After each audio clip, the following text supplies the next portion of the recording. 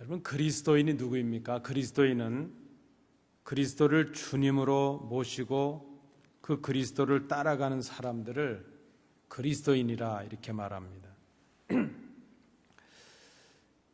그래서 그리스도인들에게 요구되는 첫 번째, 그 그리스도를 따라가는 그리스도인들에게 첫 번째로 요구되는 것이 있다면 그리스도가 누구이신가 하는 것을 아는 것입니다. 왜 그렇습니까? 알지도 못하는 분을 어떻게 따라가겠습니까? 알아야 따라갈 수 있죠.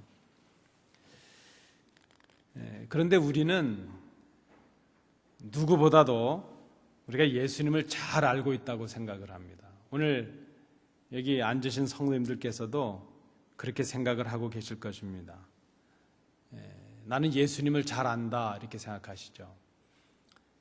우리가 성경을 통해서도 그분이 어떻게 탄생하셨고 어떻게 세례를 받으셨고 또 어떻게 시험을 받으셨고 그분이 어떤 말씀들을 가르치셨고 또 십자가에서 어떻게 죽으셨고 어떻게 부활하셨고 어떻게 승천하셨고 그것을 우리가 알고 있습니다.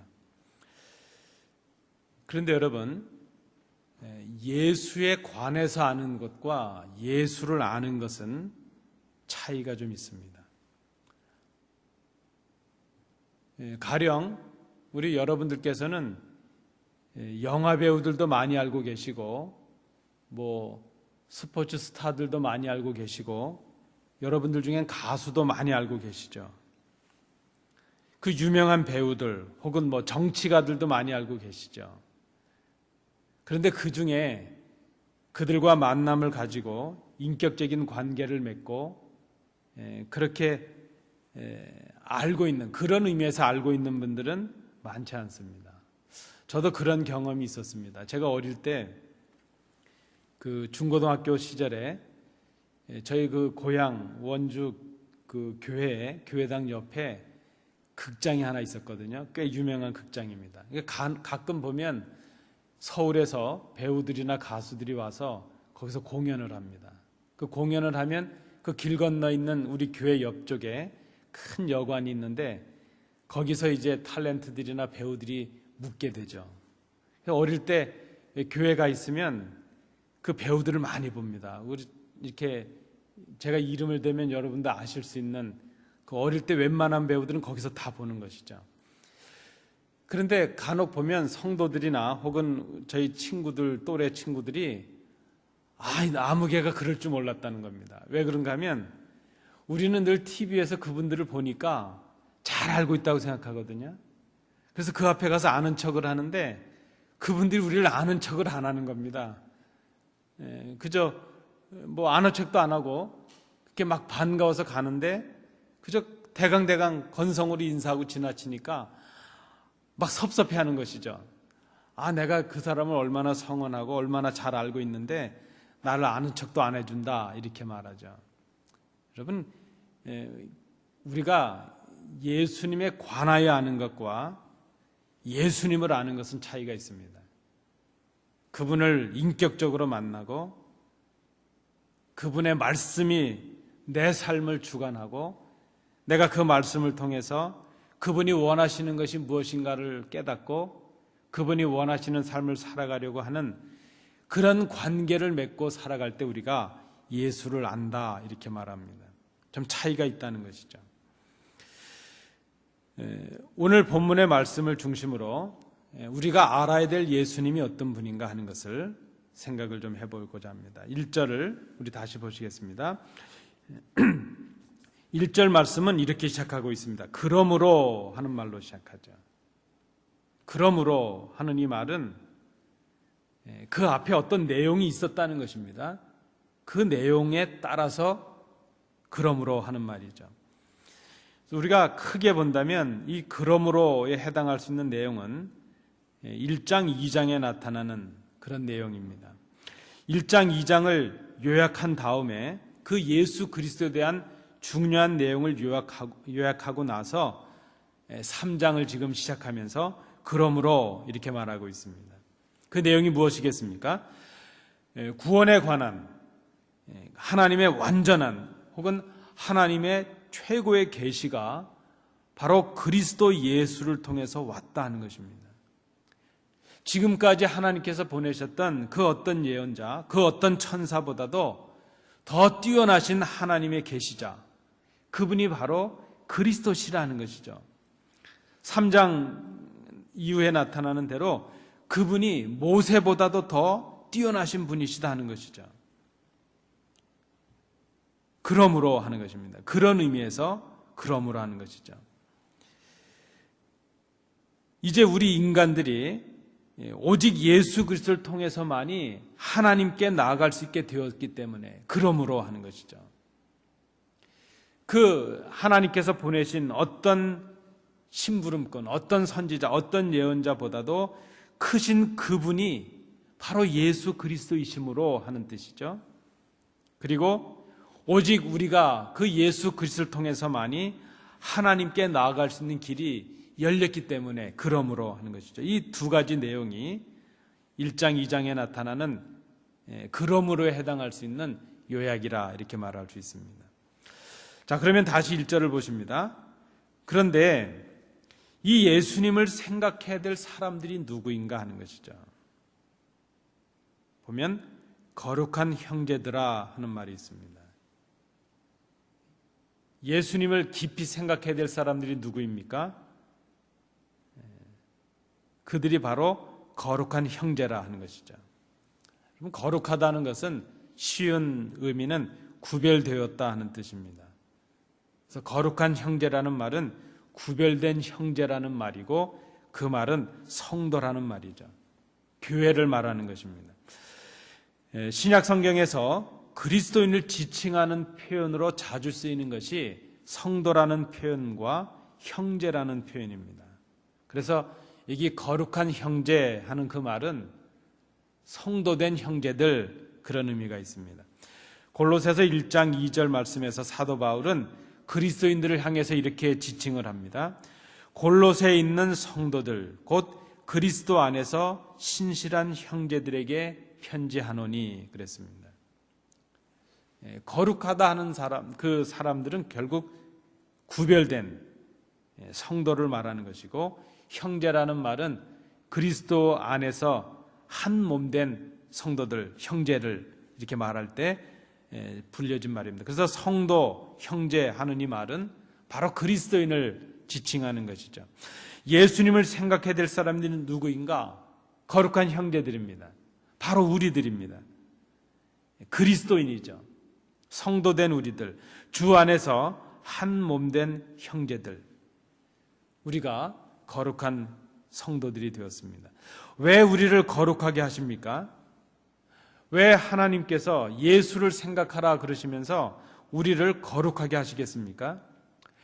거룩해지지 않고는 주님을 배울 수가 없기 때문이죠. 거룩해지지 않고는 하나님께 나아갈 수가 없기 때문입니다. 그러면 우리가 어떻게 그렇게 구별된 거룩한 성도가 될 수 있었는가? 오늘 다시 1절을 보십시오. 우리가 거룩한 사람들이 된 것, 성도가 된 것, 거룩한 형제들이 된 것은 우리의 행위가 특별하거나 순결하거나 정결하거나 우리 스스로가 거룩하게 해서가 아니었다는 것입니다. 이것은 전적으로 하늘의 부르심 때문이라 하는 것입니다. 다시 1절을 보시면 그러므로 함께 하늘의 부르심을 받은 거룩한 형제들아 이렇게 말합니다. 죄인이었던 우리가 성도가 된 것, 그리스도인들이 된 것, 죄인이었던 우리가 하나님의 자녀가 된 것, 그것은 하나님의 부르심 때문이라 하는 것입니다. 여러분, 우리가 누구입니까? 우리는 하나님의 부르심을 받아서 거룩함을 받은 주의 자녀들, 하나님의 자녀들, 또 한 몸된 형제들이 되었습니다. 디모데후서 1장 9절 말씀입니다. 하나님이 우리를 구원하사 거룩하신 소명으로 부르심은 우리의 행위대로 하심이 아니요 오직 자기의 뜻과 영원 전부터 그리스도 예수 안에서 우리에게 주신 은혜대로 하심이라 그랬습니다.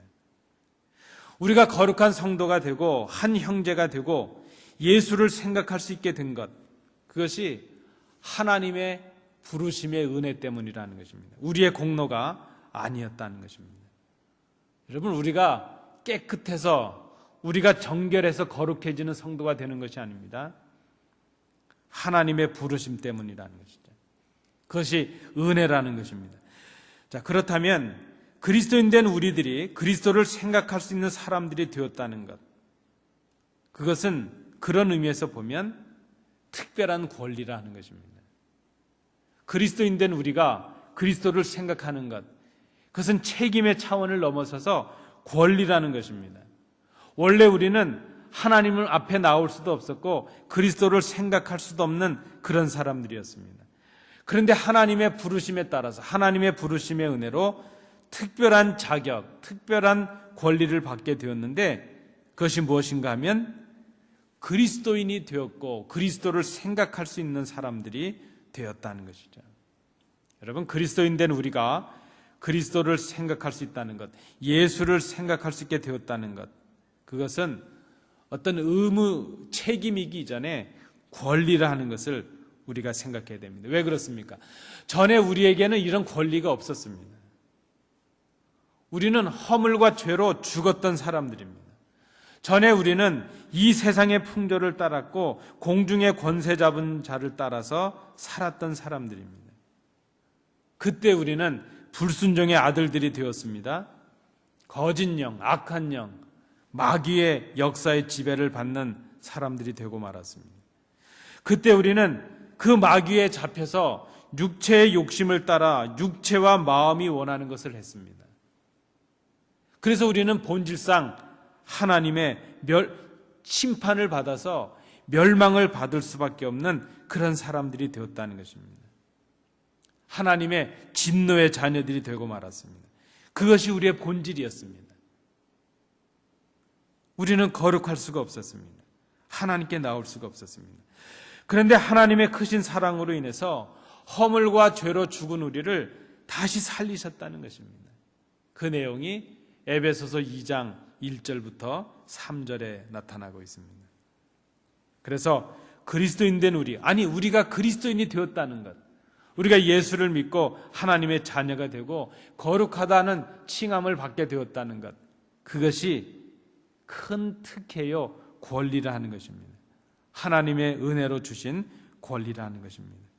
그러면 그렇게 하나님의 부르심을 따라서 하나님의 은혜로 그리스도인 된 우리가 생각해야 될 예수님이 누구이신가 하는 것이죠.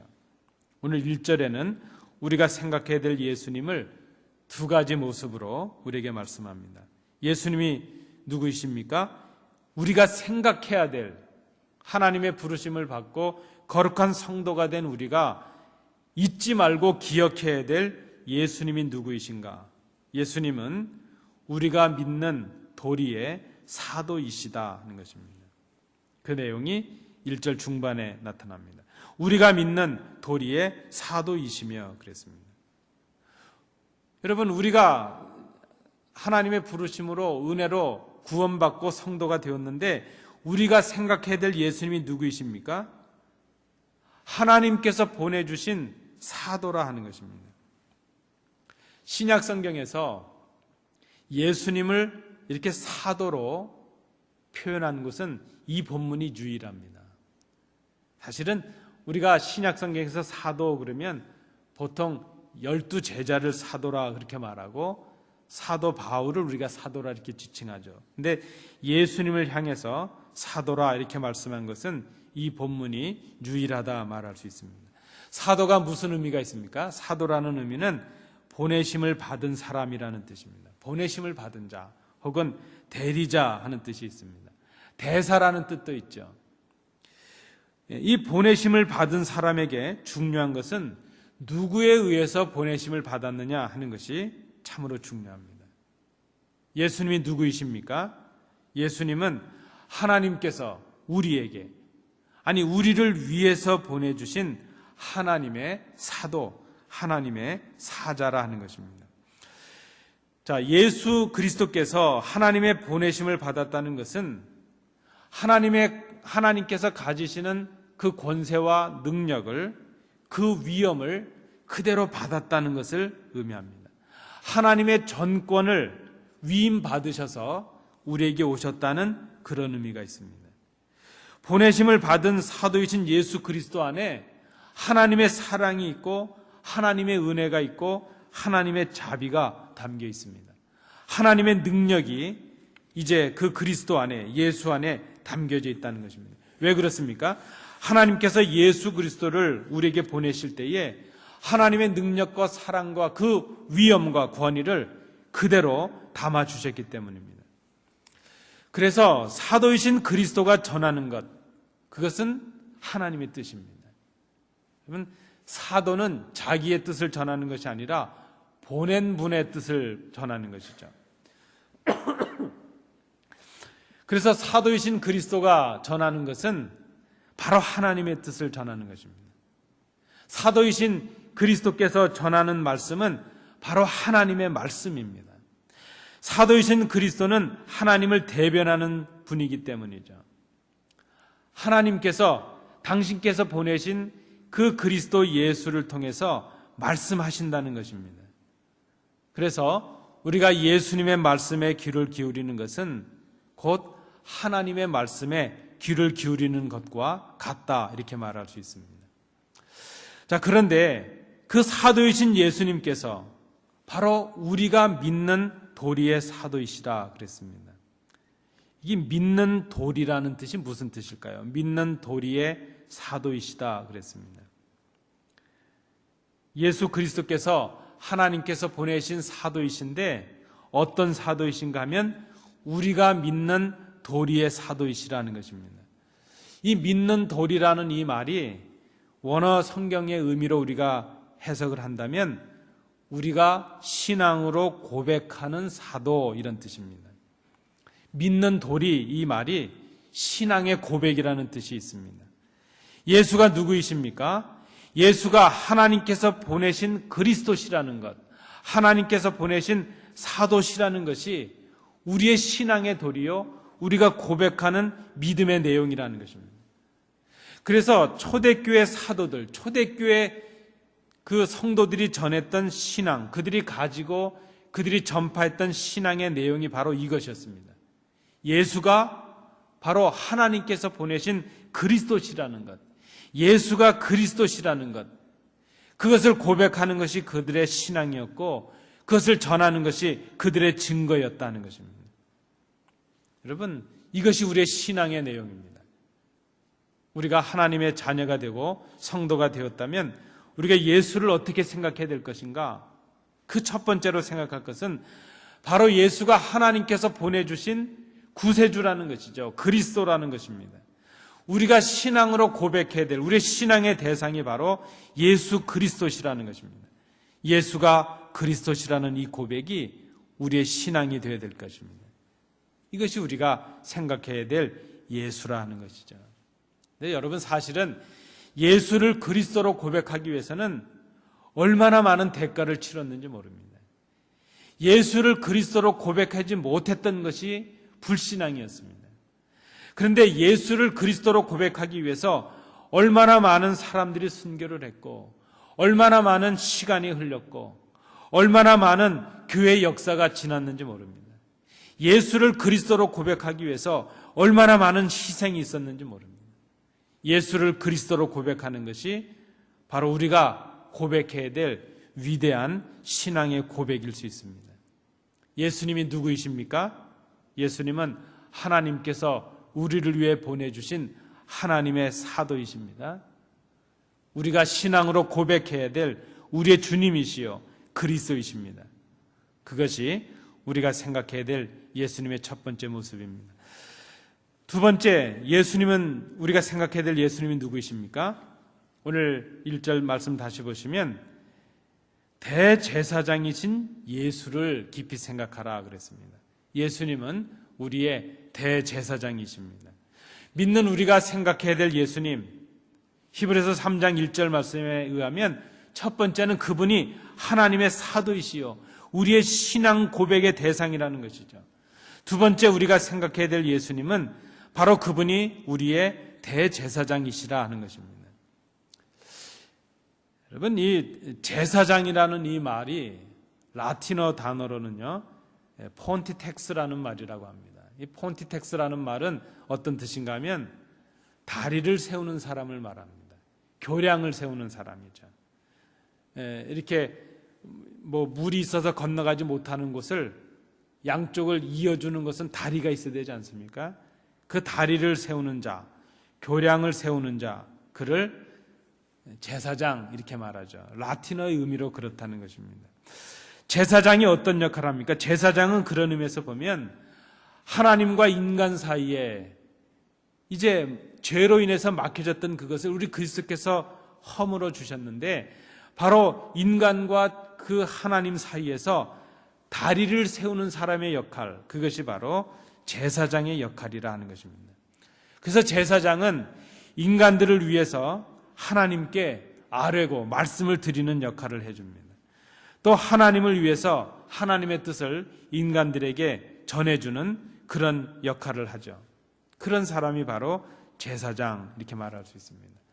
그러니까 제사장의 역할을 바로 하기 위해서는 중요한 자격이 하나가 있는데 무엇이겠습니까? 인간들도 잘 알아야 되죠. 인간의 연약함을 잘 알아야 되고, 또 하나님의 뜻을 잘 알아야 인간들에게 전할 수 있기 때문에 제사장은 하나님도 잘 알아야 되고 인간도 잘 알아야 되는 것이죠.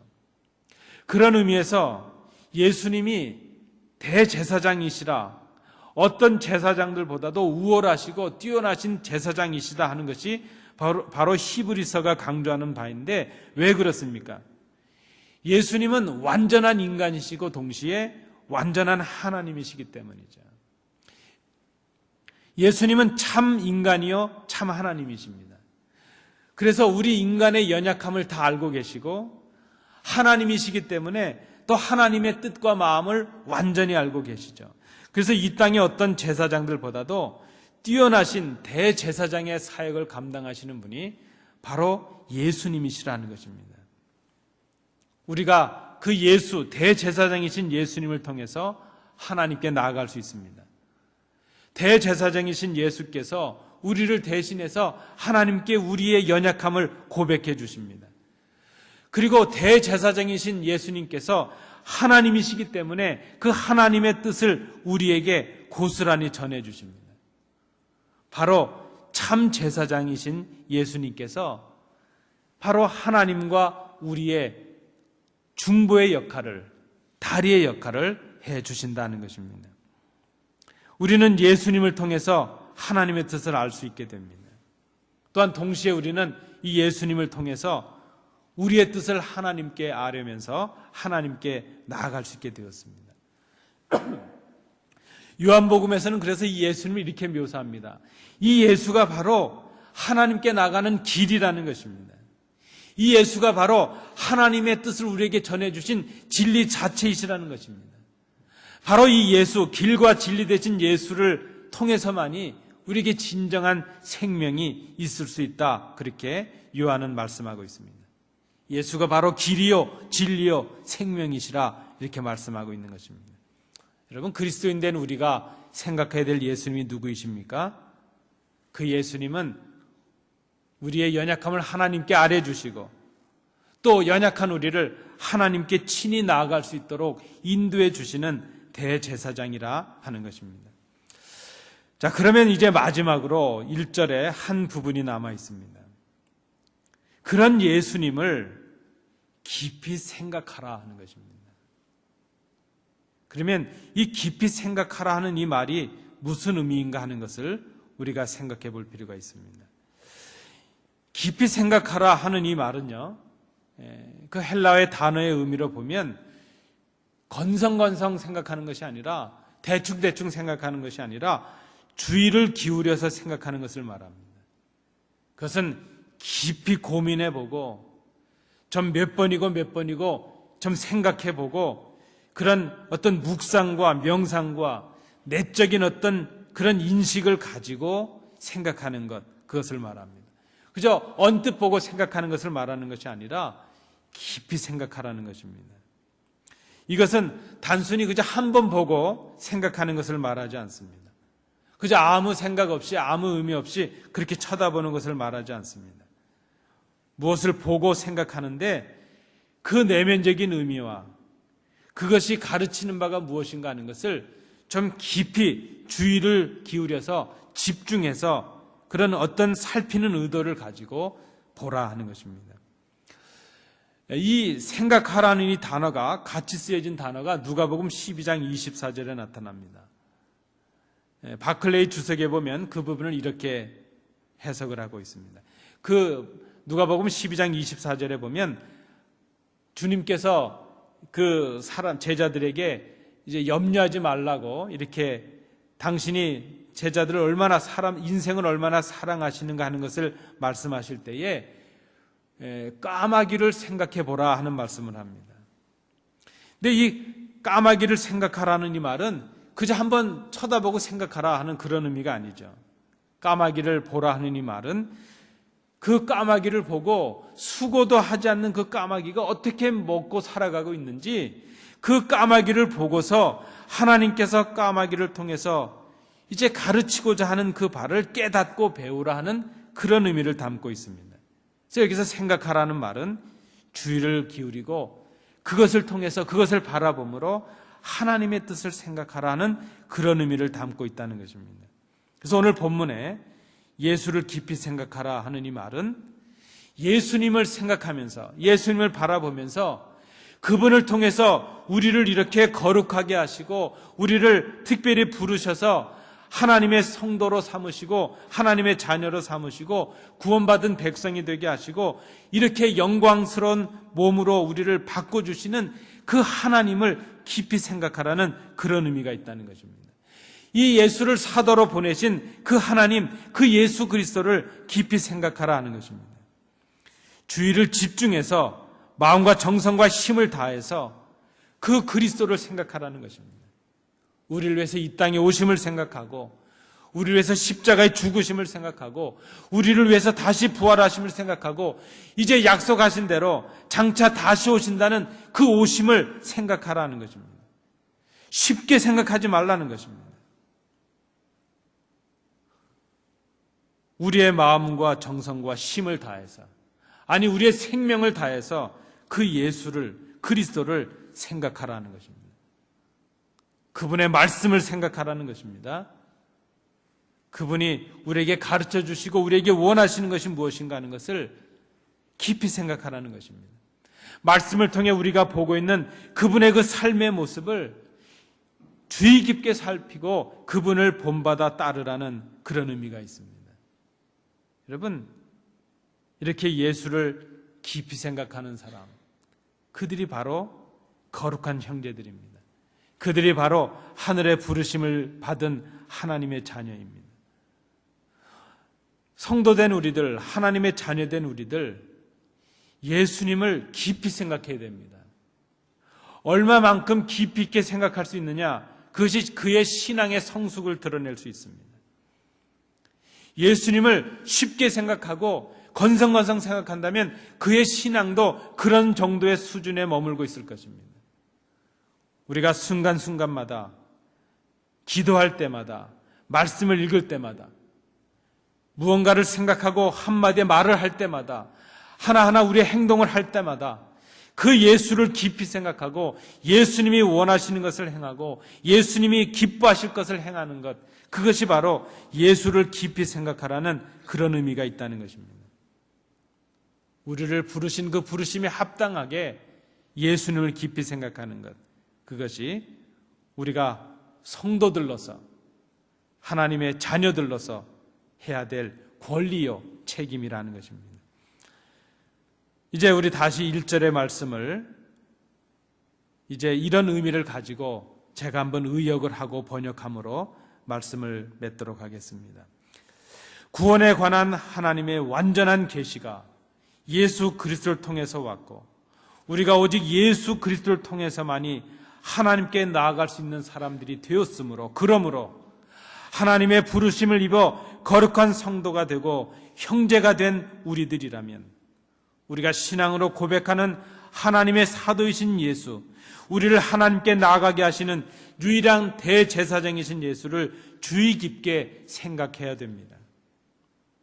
그분의 말씀을 생각하고 그분의 말씀에 그 원하시는 뜻대로 살아가는 삶을 살아야 됩니다. 그것이 우리를 거룩하게 부르신 하나님의 은혜와 사랑에 응답하는 길입니다. 이 의미가 바로 히브리서 3장 1절의 의미가 될 것입니다.